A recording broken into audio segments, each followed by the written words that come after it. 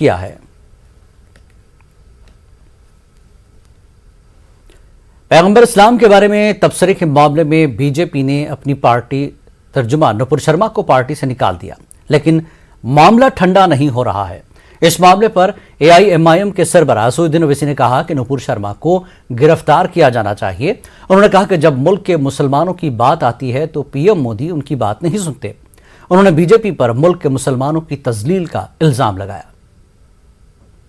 की सरकार हमारे देश के एम्बेसडर को बुलाकर उनसे कहती है कि आप माफी चाहें, क्योंकि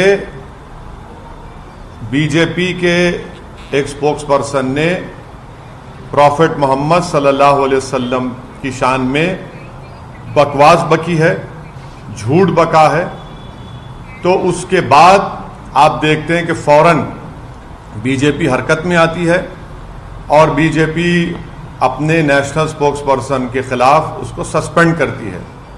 मैं देश के प्रधानमंत्री को जब भिवंडी में मैं जनसभा को एड्रेस कर रहा था, उस वक्त भी प्रधानमंत्री से अपील किया कि आप देश के प्रधानमंत्री हैं, आप अपने नेशनल स्पोक्सपर्सन के खिलाफ एक्शन लीजिए।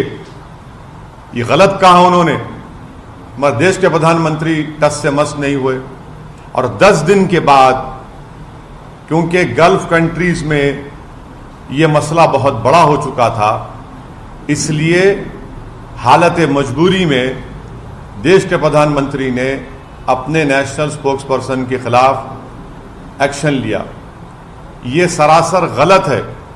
गलत इसलिए है क्योंकि एक्शन तो आपको 10 दिन पहले लेना था। जब मैं बहैसियत एक भारत के इंडियन सिटीजन के, मेरा मजहब मुसलमान, मैं मुसलमान हूं, हम आपसे अपील कर रहे हैं, डिमांड कर रहे हैं कि आप एक्शन लीजिए। अब एक्शन नहीं लेते आप, क्यों एक्शन नहीं लिया आप बताइए देश के प्रधानमंत्री? क्या असदुद्दीन ओवैसी का डिमांड, क्या असदुद्दीन ओवैसी की आवाज फॉरेन कंट्री के लीडर से कम है क्या? आप मेरे प्रधानमंत्री हैं, आपको मेरी बात सुननी चाहिए। आप फॉरेन कंट्रीज के लीडर्स को खुश करना चाहते हैं, आप उनकी तकलीफ को समझते, हमारी तकलीफ को नहीं समझते आप।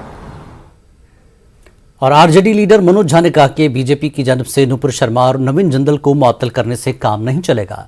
ऐसे लोगों के खिलाफ बड़ी कार्रवाई करनी होगी। उन्होंने कहा कि अगर बीजेपी इख्तिदार जमात आज़ादी का अमृत महोत्सव मनाना चाहती है तो पहले मुल्क में अमन व अमान को यकीनी बनाए। बहुत बड़ी इकोसिस्टम एक तरह से खराब हो रहा था। नुपुर शर्मा हो या कोई एक जिंदल साहब हैं, वो अकेले नहीं। शाम 7 बजे के बाद इस देश में जो टीवी में नुमाइश चलती थी, उसमें सारी मर्यादाएं टूट गई थी। लोगों ने देश में प्रतिरोध किया, विश्व की सबसे बड़ी पार्टी को कोई असर नहीं पड़ा। लेकिन जब दुनिया में प्रतिरोध होने लगा तो शायद समझ में ये बात आई, ऐसे आज के दौर में चीज़ें चल नहीं सकती। मैं तो ये कहूँगा कि भारतीय जनता पार्टी और उसके बाद बाकी पार्टी भी ये तय करे कि हमारे मुल्क का जो 75वें वर्ष में आप आज़ादी का अमृत महोत्सव मना रहे हैं, उसमें बेमनस्य, घृणा, द्वेष की जुबान के लिए कोई स्पेस ना हो। जब तक ये इसको हम एक कॉमन मिनिमम चीज़ के लिए एक्सेप्टेंस ना हो कि और जो कोई बोले पार्टी उस पर तुरंत कार्रवाई करे, ये ना कहे कि ये फ्रिंज है, क्योंकि आज भाजपा में फ्रिंज और मेन स्ट्रीम का फ़र्क बड़ा मुश्किल हो गया है।